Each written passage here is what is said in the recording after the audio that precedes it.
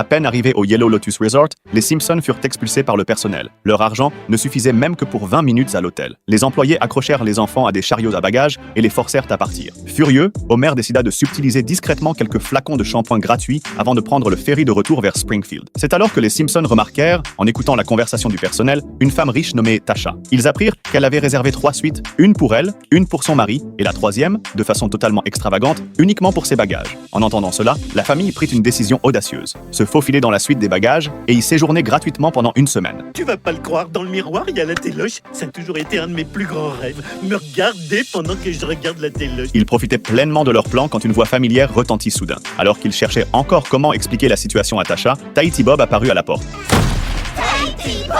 Salut les Simpsons, Bart. Y'a pas de Bart qui tienne, Bob. C'est quoi ton plan diabolique cette fois? Marge soupçonna immédiatement Bob d'en vouloir à la fortune de Tasha, mais ce n'était pas du tout le cas. En réalité, Bob avait fait fortune grâce à une invention, un râteau pliable qui ne vous frappait pas la tête. Finalement, les Simpsons et Tahiti Bob conclurent un accord. Il ne révélerait jamais son passé criminel, et Bob s'assurerait que l'hôtel ne les expulse pas. Une fois l'accord conclu, la famille put enfin profiter de ses vacances en toute tranquillité. Homer et Marge s'offrirent même un bain de boue détoxifiant. Mais à ce moment-là, un jeu attira l'attention de Marge et la convainquit que Bob préparait le meurtre de Tasha. Les Simpsons découvrirent alors que Bob avait effectivement été un criminel autrefois. Cependant, à leur grande surprise, Tasha avait déjà signé un contrat prénuptial avec lui, stipulant que s'il lui arrivait quoi que ce soit, Bob hériterait de toute sa fortune. Pour aggraver la situation, Tahiti Bob surprit Marge en train de parler de ses soupçons. Bob appela aussitôt la sécurité de l'hôtel et ordonna qu'Homer et Marge soient expulsés. Contraints de fuir à la hâte, ils entendirent accidentellement quelque chose d'important. Tahiti Bob emmenait Tasha au sommet d'une falaise. Mais contrairement à ce qu'il craignait, Bob ne préparait aucun meurtre. Il comptait simplement passer un collier autour du cou de Tasha, au bord de la falaise.